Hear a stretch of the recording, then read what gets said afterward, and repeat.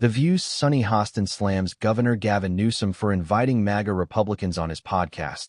Despicable. Sunny Hostin is calling out California Governor Gavin Newsom for inviting controversial supporters of President Donald Trump onto his new podcast.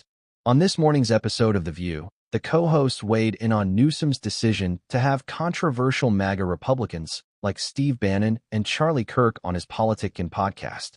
While everyone agreed that he should have countered some of his guests' claims, Hostin took things one step further by calling his latest venture a poor strategy to win over Americans in the 2028 election, in which he's expected to run.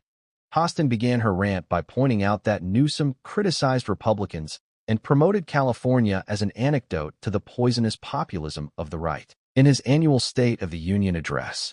Now he has a Steve Bannon on the show who's saying, "You're going to get to populism. It's a long road." He gives zero pushback there. He gives zero pushback to really what is a slur against senior Elizabeth Warren, a sitting senator, she fumed.